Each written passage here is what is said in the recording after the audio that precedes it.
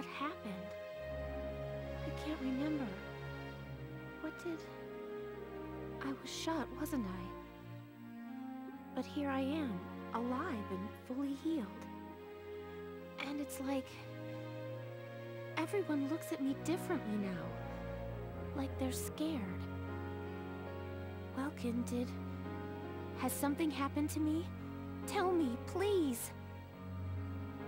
Alicia...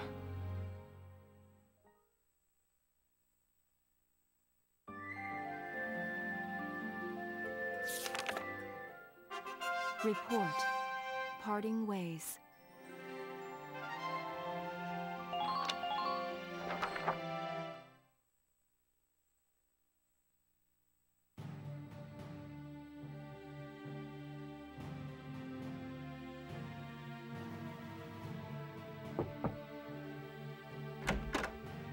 Grease, any results on that thing I asked you to look into?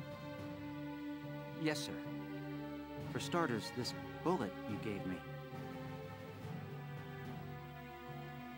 Its shape and markings perfectly match rounds used by an experimental Gallian sniper rifle. I see. So Alicia really was shot by someone inside the Gallian force. So, any leads on who fired it? Yes, sir. Tell me, Grease. The night before the shooting, records show Lieutenant Lanzet checked out the rifle. What? Valdio had the gun? Are you sure that's not some mistake? It's rare for a tank commander to ask for a sniper rifle, so the clerk remembered it. Sir, only 2 of those rifles exist right now. One is confirmed to be locked in the arsenal. The other was checked out to Lieutenant Lanzet and has yet to be returned. I can't. It's hard for me to believe, too. Valdio? It couldn't be.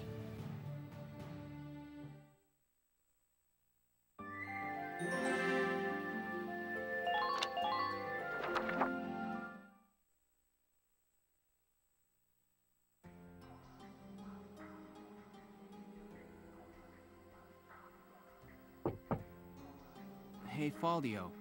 You in? I guess not.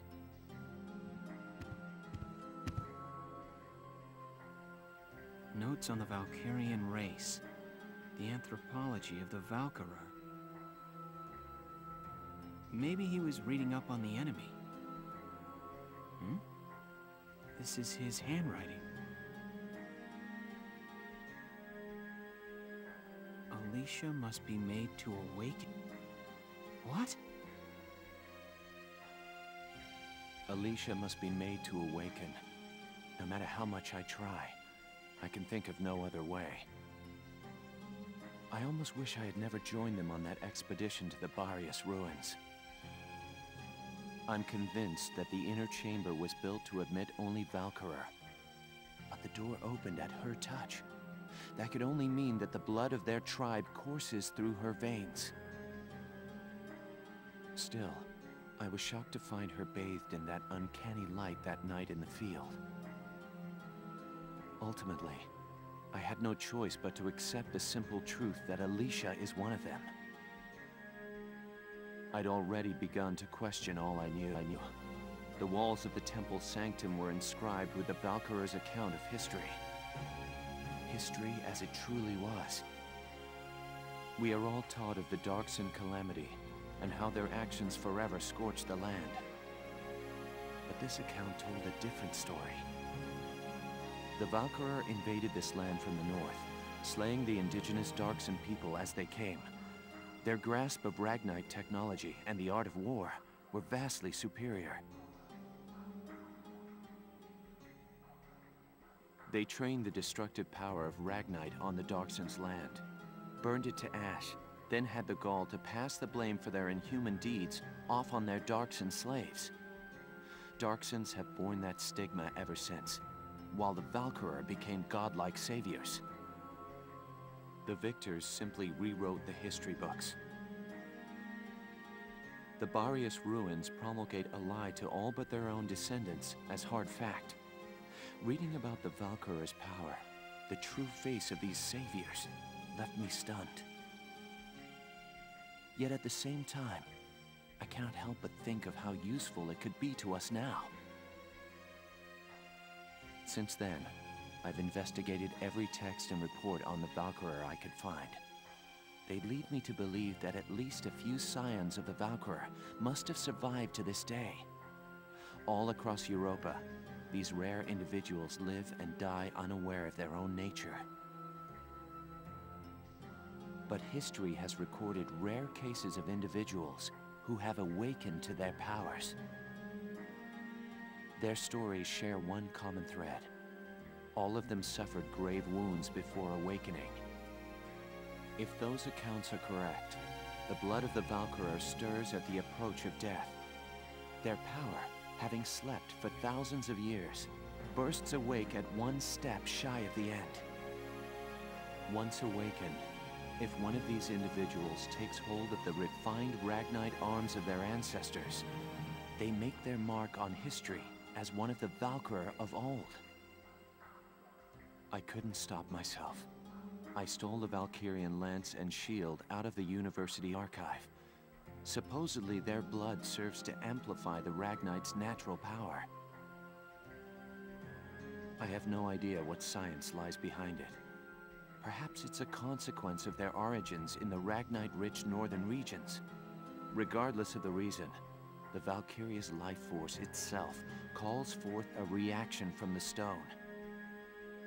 The enemy Valkyria decimated our forces on the Magyar plains. I could not afford to stay my hand on account of ethics. I had the rifle, and I forced myself to use it.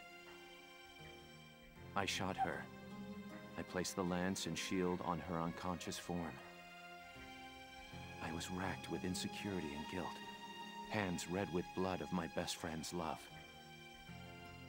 But now I know. The choice I made was right. Faldio! Hello, Lieutenant Gunther. Is something wrong? Faldio, where is he? Sir, Captain Varrot just called him in. He left only a minute ago.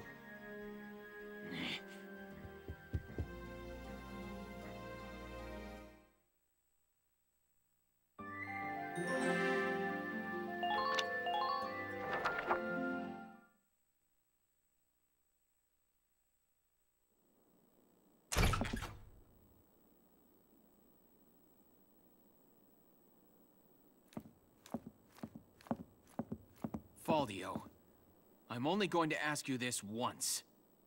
Was it you who shot Alicia? Yeah. I shot her.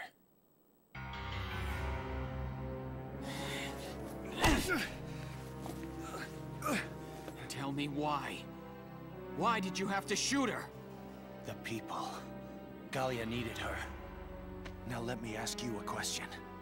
How else do you think we could have won that battle? If not for Alicia's power, Gallia would have most certainly lost. I still can't. And not just this battle.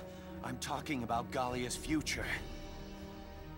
How else are we supposed to survive Welkin, caught on either side by giants? It's Alicia, our Valkyria. She's the only one who can protect us from them. Wrong. Our side gaining power won't end this war. All it does is escalate the conflict. That's enough. Listen to each other.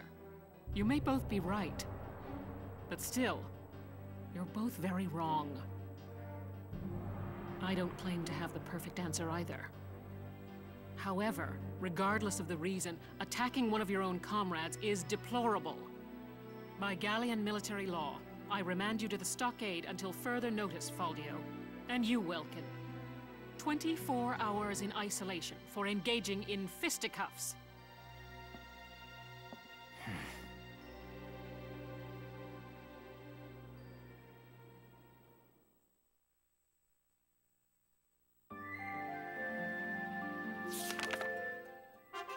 Chapter 15, Citadel Ghirlandaio.